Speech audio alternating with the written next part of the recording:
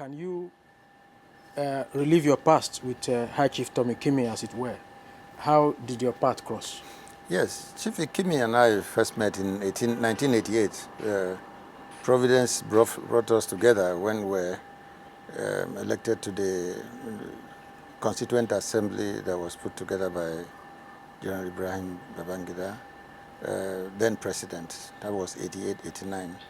And it was actually made up of very prominent Nigerians. There were over 500, about 560 members.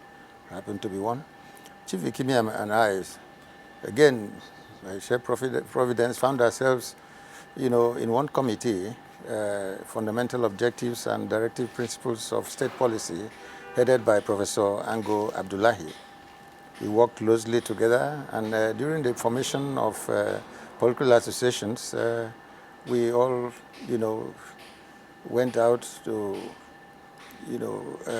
work towards distilling our own political associations out of the several of them that were there. I still remember that Chief Tommy Ikimi was in Liberal Convention. I wasn't there, but I was in another group. But somehow, at the end of the day, we all ended up with an NRC, and that was how it all went. Eventually, he became chairman of NRC, and that relationship continued. We had a fantastic relationship to the extent that even when I had a reception, he came all the way to my village in Pani and delivered one of the most memorable speeches he's ever delivered in his political career. Chief Ikimi is someone that has this air of gravitas that, commands respect. The moment you see him, you just know that you have to respect him. And as chairman of our party, we all respected him. To the extent that we as governors will all be gathered, and once he got in, we all stand up. I don't know what is going on today, but at that time, the chairman of the parties were highly regarded and respected, and that respect cut across every area. If he was visiting the state, we all had to be at the airport, and he really deserved it. Chief is, he has the weight of dignity, and not just weight of dignity, he has the intelligence that goes with it. There are a lot of people who flaunt all these things, because of their size and all of that, but Chief Ikimi is an orator. He is someone that is so intelligent that whenever he speaks, you know that he's speaking, with making a whole lot of sense. And he's someone who you would, be comfortable, having as a leader. Because even in your absence, he can defend anything you're doing. I still remember us as school children those days when we went for debates and led by one of our, and you could always say, oh, if it was this person, everybody would know that he had a reputation for being able. He had that capacity to lead. And so, at no time did we ever feel inferior in NRC, because he was always there to shore up our defenses and give us the honor that we deserve from a leader. He had the direction. He never had difficulty taking decisions. You tell him something, within minutes he will be able to process it. He wasn't someone that would procrastinate at all. And if he gave you an assignment, he would look over your shoulders and you had better do it right.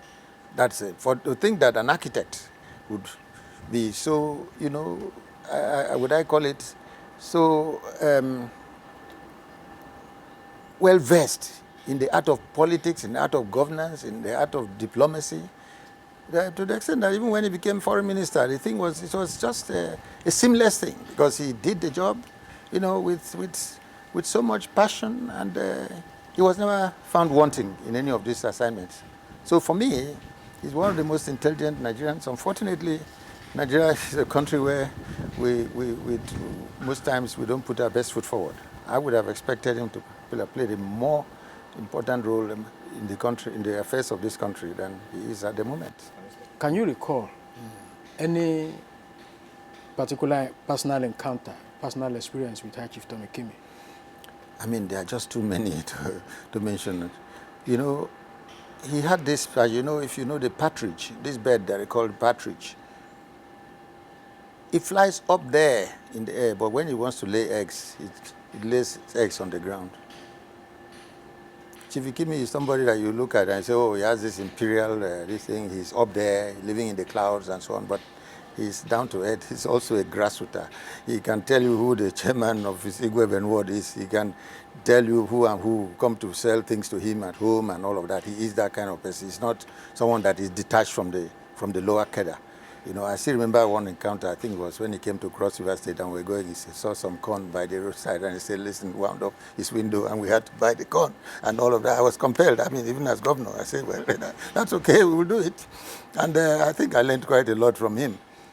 But one other thing that I would like to say is that he's a very innovative person.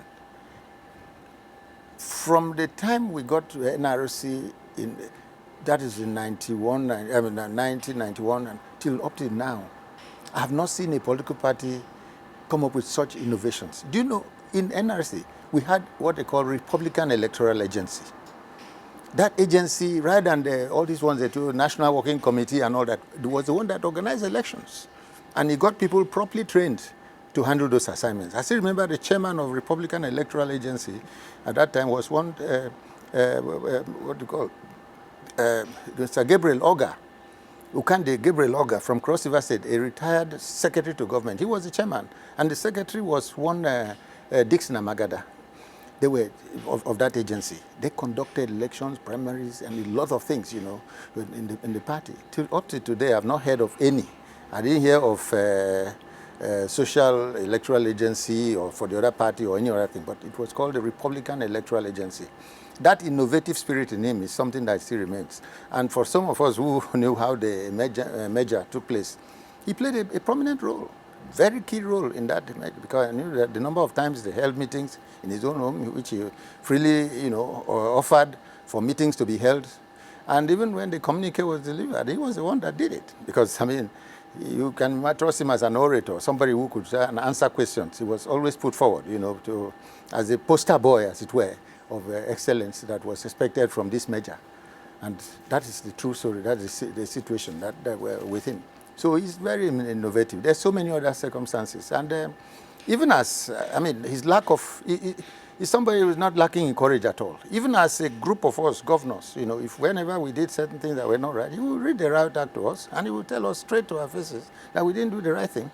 And most times I would see reason with what he had said and even, you know, offer apologies. So he was very bold. And I think that boldness still remains in him. If you want to work with him, you had better be straight. If somebody will call a spade and he won't say it's an agricultural implement. That is Tom Ikimi that I know.